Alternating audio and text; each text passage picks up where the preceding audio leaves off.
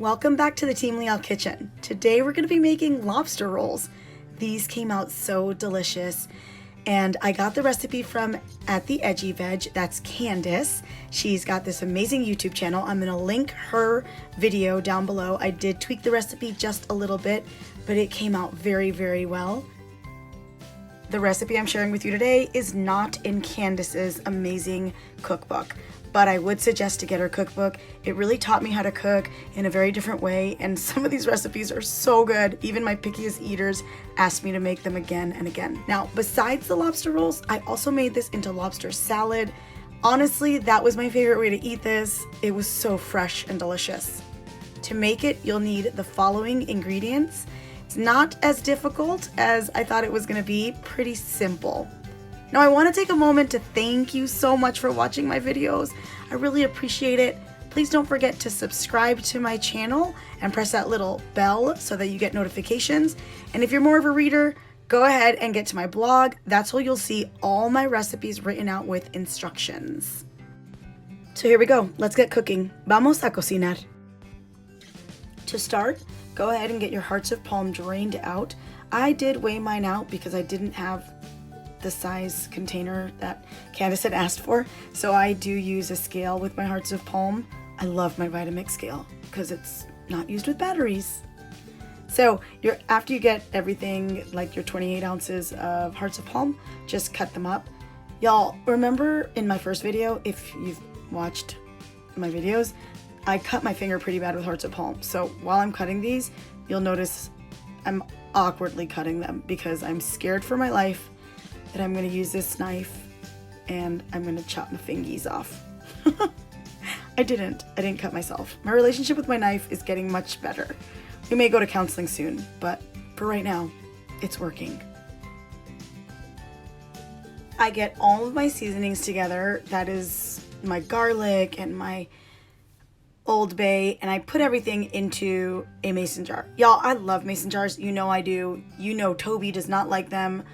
Let me remind you, my husband Toby is blind and hates glass in the house because he feels really bad when he breaks it, but I love mason jars. So you'll get your Old Bay. By the way, if you're looking for this, it takes forever to find it. I found this in the sushi department at H-E-B after literally searching for it for a good 20 minutes. So you'll just put all of your seasonings into your mason jar. I already put my garlic in, and I've got my Old Bay. And then I'm going to also get my olive oil. That's what I got, my olive oil. So always make sure to put your dry ingredients into your measuring spoon or cup before you're wet. That way you don't have to clean it in between, because nobody likes cleaning dishes. Literally nobody, except for my husband Toby, because he's amazing. All right, then you're gonna need some lemon juice.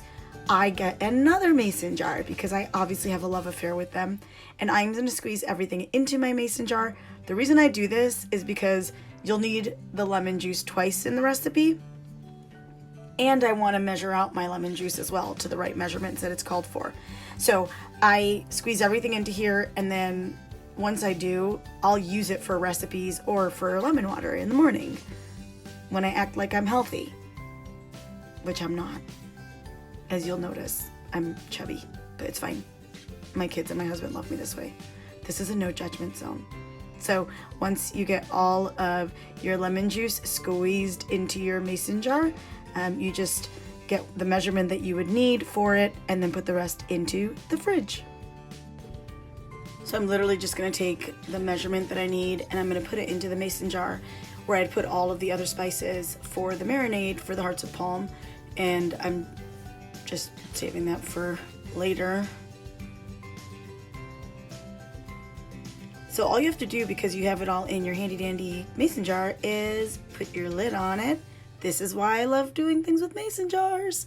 Shake it up and your marinade is pretty much done. I love doing this with like salad dressings and things like that because all I have to do is shake it up and it's done.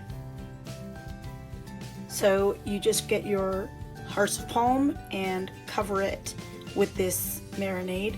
It smells so fishy. It definitely threw me off. It's amazing. I don't think I've ever used Old Bay, but I think that's kind of the trick that made it smell kind of fishy. So I'm definitely going to use this maybe for some other recipes. That's me smelling it. I was in shock. So just make sure that all of your hearts of palm are fully covered. I definitely mixed this for a minute or two to make sure that everything was fully covered with the flavorful marinade. And then you're just gonna cover it and leave it in your refrigerator. I left mine in the fridge for 24 hours. So I was making this at night, and then we didn't eat this until the next night. This recipe does not call for as much onion as you're going to see me chop here. But a couple of things. You'll notice I am wearing a different shirt because, like I said, we didn't eat this till the next night. This is me preparing this actually in the morning. It is the sauce that's going to go over the cooked hearts of palm. So, or dressing, I guess you would call it. You do chop up your red onion. Now, I use a lot of red onion in my recipes. There's a lot of onion in a lot of Puerto Rican and Dominican dishes. So I just get myself my handy dandy mason jar again. Again, love my mason jars. And I chopped up the entire red onion, and I think I used it within 48 hours. All of the red onion was used up. So just dice up your red onion and get it onto a mason jar, and then whatever you need, take it out of that mason jar, and then keep your mason jar closed in the fridge, and you'll have chopped red onion whenever you need it. Yay! So I have another mason jar. Oh my gosh, how many mason jars can I use in one video? And I put my red onion that I had measured out there, and then I just use that same measuring cup to measure out my vegan mayo. I'm using Hellmann's, not what I usually use. I usually use Vegenaise, but it's what there was available. And you're just going to take everything that is for the dressing and put it into that mason jar. So I've got my red onion all the way at the bottom, and then I have my vegan mayo. It's 3/4 of a cup, so I just used that 1/4 cup, the white one, and then I used a 1/2 cup, which was that little gray one. Just gonna get all in there, and then dice up your celery. Now let's chat real quick about celery. I like to get celery that has lots and lots of leaves on it. I feel that the leaves have a very different flavor than the celery. Maybe I'm crazy, maybe I'm not, whatever.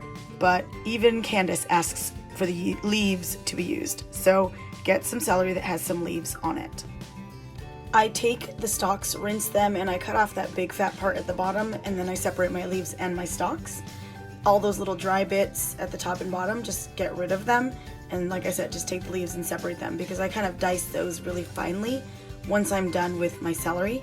I'm just gonna cut each of those celery stalks into like 4 baby little itty bitty stalks without chopping my fingers off, and they kind of look like this.